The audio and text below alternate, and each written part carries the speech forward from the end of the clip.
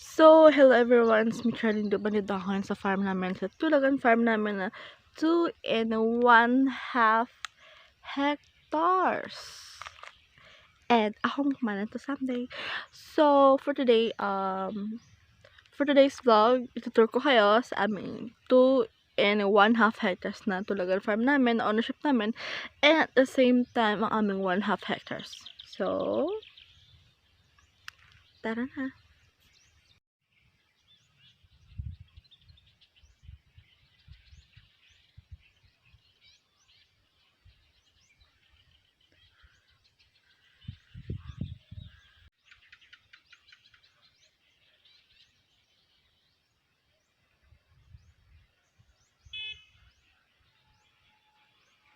So, hello everyone. It's me, Charlene Dupa.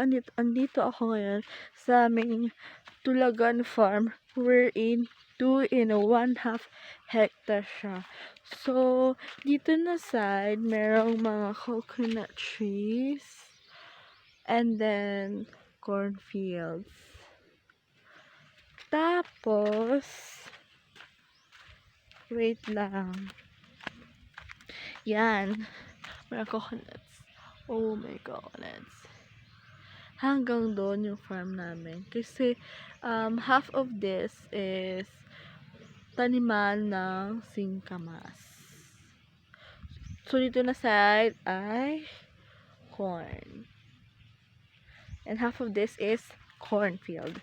And half of this will be planted a singkamas or turnip.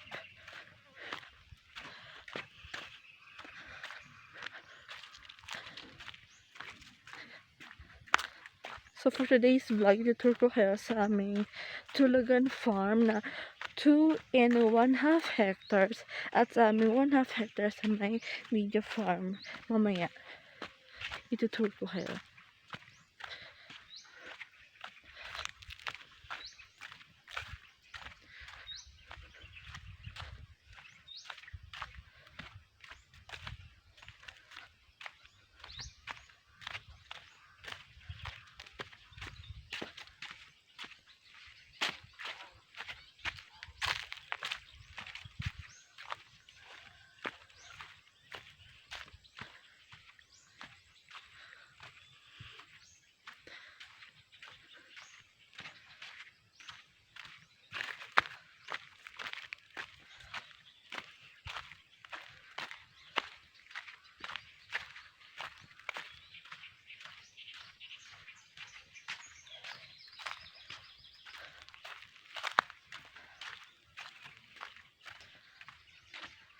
So, hanggang dito yung aming cornfields na.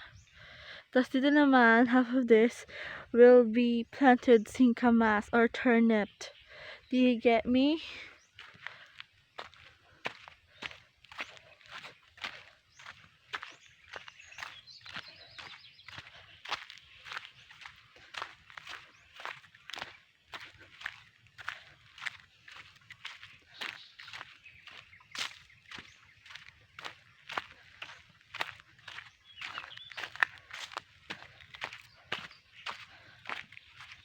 So, hanggang dito sa pagtanaman ng singkamas. Which is amin to. It's a 2.5 hectares Tulagan farm. Ang owner to ay ang aking parents na Mr. and Mrs. Benjamin Dupa and Manny Dupa, and I'm their what do you call this, bunsong anak. So ako yung magmamana nitong Tulagan farm as well as the 1/2 o media farm and 1 hectare sa Piling farm. So di bali 4 hectares mamana akong lupain and isang house and lot sa Polok Rojas, which is our house, our main house.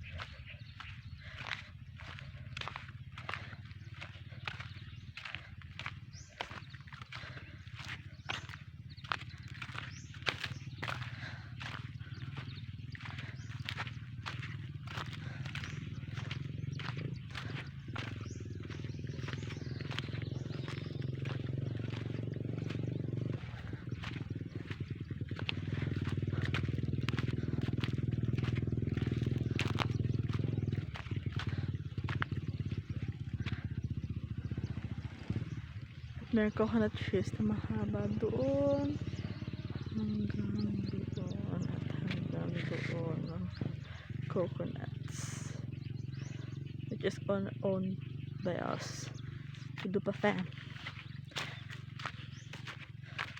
Ito yung mamanahin ko actually na lupin sa parents ko, Tulugan Farm, 2.5 hectares. At yung 1/2 hectares sa Media Farm at yung isa 1 hectare sa Piling Farm, yun yung mamanahin ko farm and ownership. And mamanahin ko house in Laking sa main house namin sa Purok Rojas, here in Barangay Rangay. Kasi yung Purok Quezon Homeland, mamanahin yun ng sister ko, si Sherman Rose Tupa Cushing, and now she's in London. She have her own family.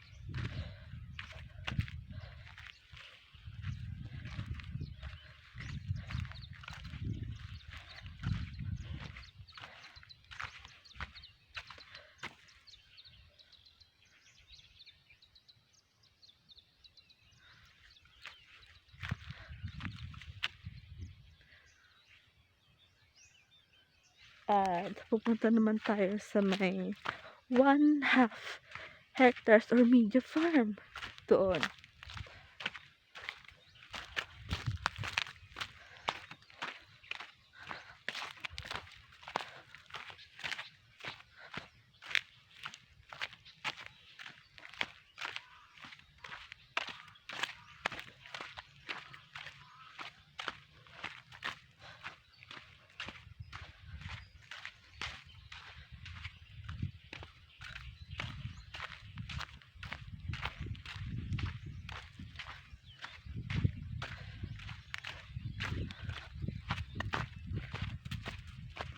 Meron kaming manga tree here.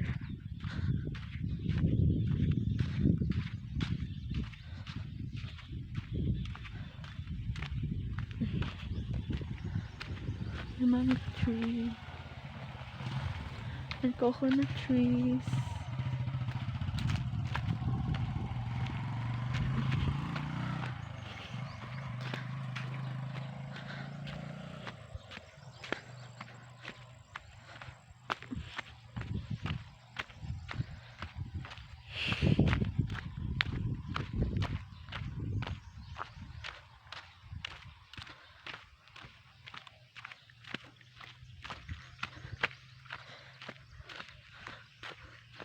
So doon daanan papunta ng 1/2 ng media farm namin.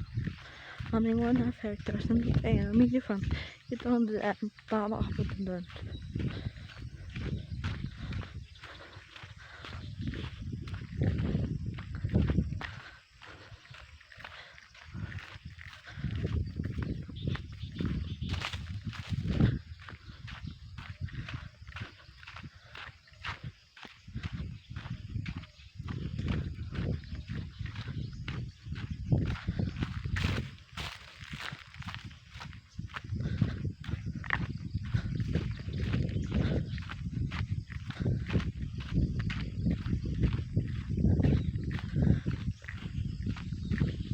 So kalma dito, like ang ingay ng mga animals, ang windy, fresh air. This is the farm. It's a farm life.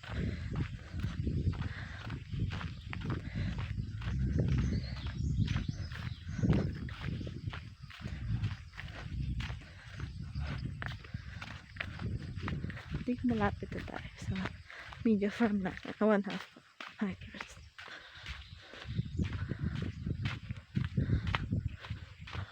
Oh, siya. This one. Ito na. Ito yung aming 1/2 hectares farm or media farm. Take a look at it. Tapos, it was planted corns at the same time, tinaniman ng guavas. Planted corns na siya at the same time, planted guava. Guava pa, ang dami.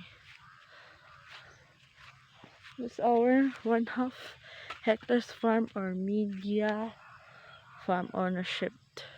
At ito ay papamana sa akin ng parents ko And at the same time, dun sa piling farm, 1 hectare dun sa piling farm, 1/2 hectares here, and 2 and 1/2 hectares sa Tulagan Farm. So, yun ang mga mamanahin ko.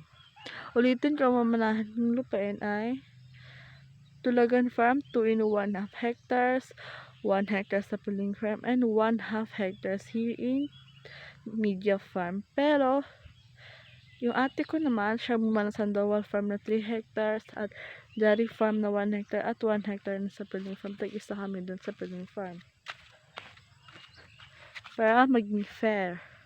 So, di bali, 4 hectares mamanahin ko sa parents kong farm ownership. At sa sister kong si Shaman Rose, pa ko siya mamanahin ng farm ownership ay 5 hectares. I haven't visited one of our farm and properties, which is actually the Jari Farm. I haven't visited that farm of ours, and hindi ko alam kung saan yung location na.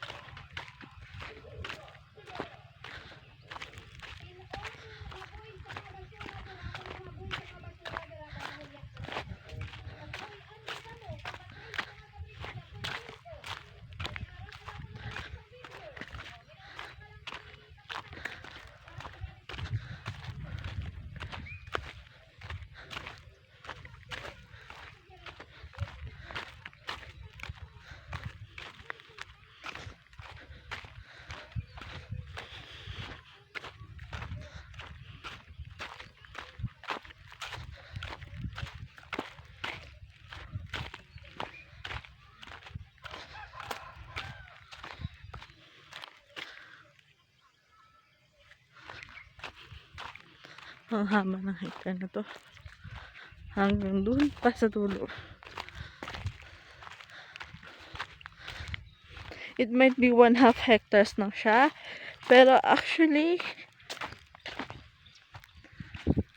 mahaba siya.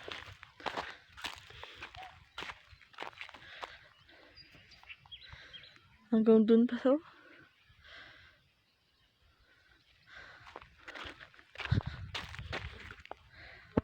Teka.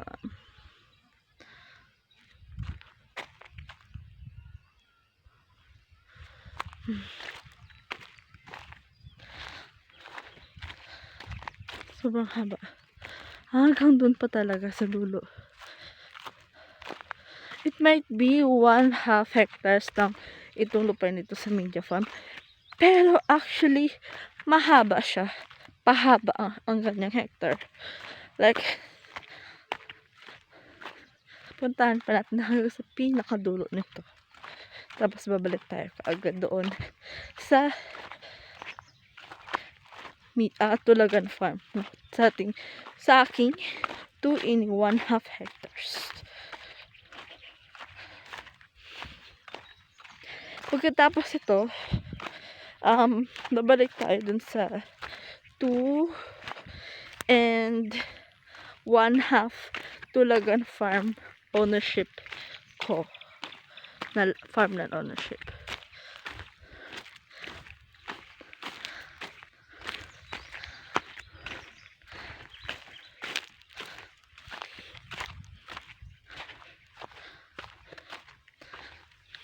So 2 in 1/2 hectares plus 1/2 hectares is 3 hectares.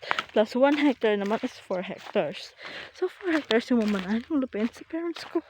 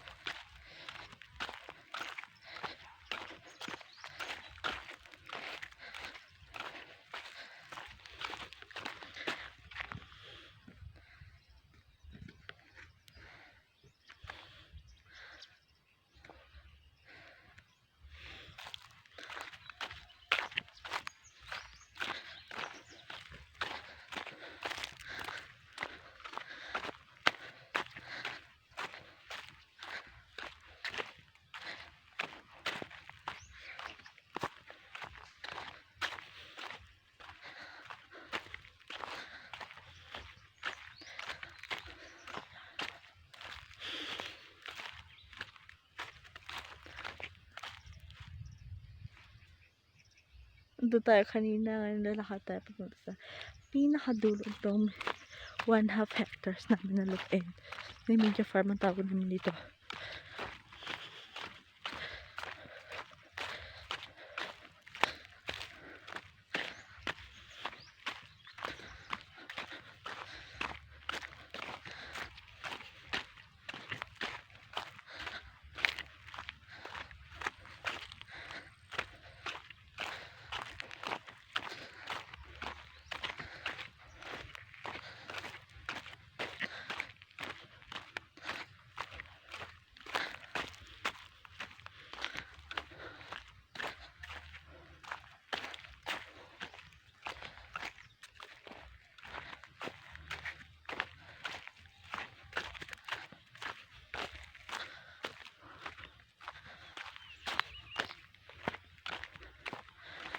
Ay, naku. Malapit na sa pinakadulo ito.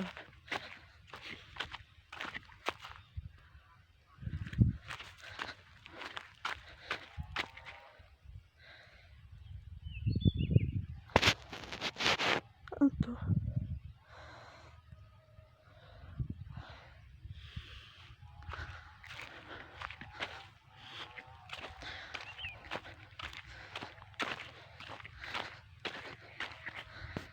Malapit na tayo sa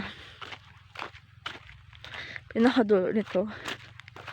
Like, andun tayo kanina.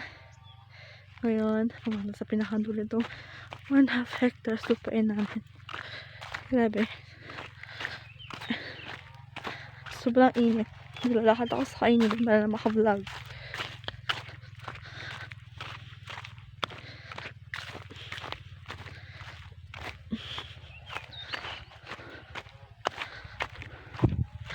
So, nila tayo sa pinakadulo nito.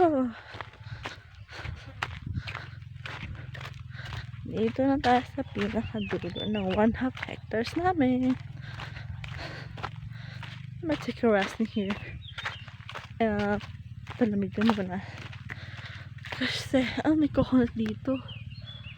Sheesh, may coconut dito. May coconut din doon.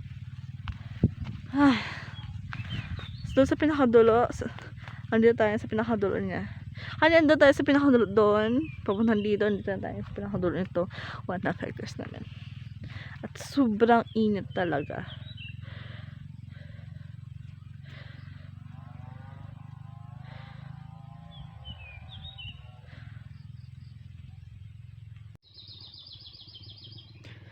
So, dito tayo ngayon sa 2 1/2 hectares na lupa namin na tinatawag namin Tulagan Farm. Umupo ako dito kasi pagod na pagod ako kanina kakalakad doon sa may aming medium farm or 1/2 hectares na lupa namin.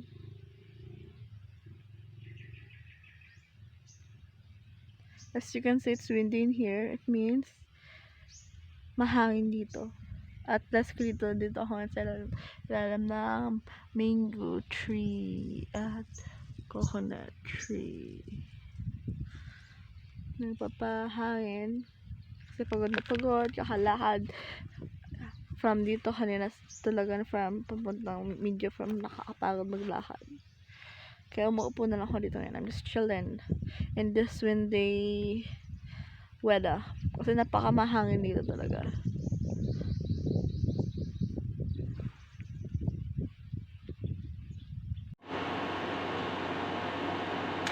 So, yun lang guys. Kakatapos ko lang galing sa farm kasi yun nga, diba? Pumunta ako kanina sa farm, farm tour ako sa inyo. So, kakatapos ko nga lang lunch. Then, so yun lang guys. Napakita ko na sa inyo ang Tulagan Farm na media farm namin. And, yun lang. I hope you enjoy my vlog. It's me, Charlene Dupa. Bye!